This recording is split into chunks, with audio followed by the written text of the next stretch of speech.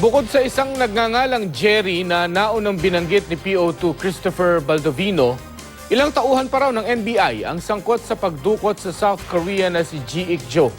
Ayon yan kay PNP Chief Ronald De La Rosa. Sinabi rin ni De La Rosa na may 3 iba pang Koreano na pinagnakawan daw ng mga anyay tiwaling pulis.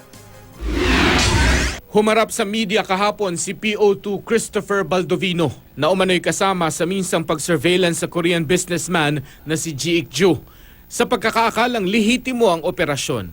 Pero giit niya sa kanyang affidavit, hindi raw siya kasama ng dukutin ang Koreano. Sinabi rin niyang si Santa Isabel ang namuno umano sa operasyon kasama ang ilang taga-NBI. May tinawagan siya na alias Jerry. Yun yung sinasabi niya na grupong ng NBI, tropang NBI. Hindi ko kilala yung Jerry, ano? Siguro kung may ibang detail siguro. Nabanggit din ni Baldovino si Superintendent Rafael Dumlao. Siguro nagkamali siya o na loudspeaker niya. Tapos narinig lang yung, nasan na kayo? Kamusta yung lakad nyo? I-send mo sa akin yung picture. Ayun, kilalang-kilala ko naman ang boses. Pero duda sa kanya ang hepe ng PNP Anti-Illegal Drugs Group o AIDG. They totally deny that they are involved and kami ay napaniwala nila sa unang mga panahon na yun ay hindi totoo.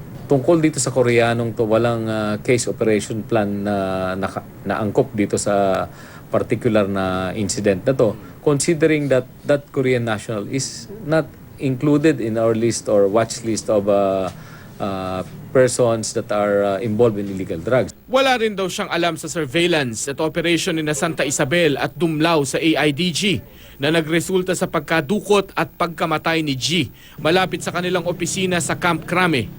Ang direktor naman ng anti-kidnapping group na si AKG Director Glenn Dumlao, nakaapelyido pero hindi raw kamag-anak ni Superintendent Dumlao, pinaiimbestigahan ang insidente. Partikular na mag-asawang Santa Isabel na lumalabas daw na posibleng partners in crime base sa initial financial investigation ng AKG. Ayon kay AKG Director Dumlao, matagal nang aktibo sa pangingidnap umano si Santa Isabel at ang mga nakukuhang ransom ay pinalalago naman daw ng misis nito sa mga negosyo. May mga prangkisa sila sa Western Union, that is international money, remittances, ganun. Tapos meron siyang travel agency, meron silang yung lotto, meron silang mga buildings dito sa Cubao area. Hindi naman itinanggi ng misis ni Santa Isabel na marami silang negosyo.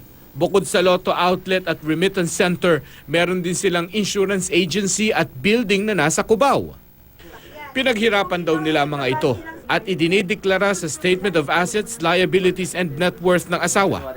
Mahigit 25,000 pesos lang ang monthly basic pay ni Santa Isabel. Isa naman daw paralegal naman ang kanyang misis. Open ito. Imbestigahan nila. Kompleto yung papeles namin. Imbestiga sila sa asset namin. Walang problema kasi nakadeclare naman yan sa SALEND ng asawa ko eh. Pinaiimbestigahan na rin ni PNP Chief Ronald De La Rosa ang sinasabing yaman ng mag-asawang Santa Isabel. Sinabi rin ni De La Rosa na kinukumpirma rin ng NBI sa PNP ang NBI agent na sangkot din daw sa pagdukot kay G. Yung Jerry nga at saka may isa pa na hindi natin na-identify, na nagpakilala rin doon sa kanila na NBI agent. Meron pang may mga grupo na pasulpot-sulpot para nag-check sa trabaho nila, parang back up lang. Sa panayam sa News to Go sa misis ni Santa Isabel, muli niyang itinanggi na ang asawa ang nakuhanan ng CCTV na nagwi-withdraw sa account daw ni G. Hindi po yan totoo kasi yung taong nagwi-withdraw sa ATM, hindi po ganyan magporma yung asawa ko. Maitim po yan. Ang asawa ko po maputi at gwapo. Sa bersyon pa ng misis ni Santa Isabel, si Attorney Rafael Dumlao ang nanguna sa operasyon at hindi ang kanyang asawa. Hindi ko po yun nakita, ma'am. Yan po yung sinabi ng asawa ko sa akin.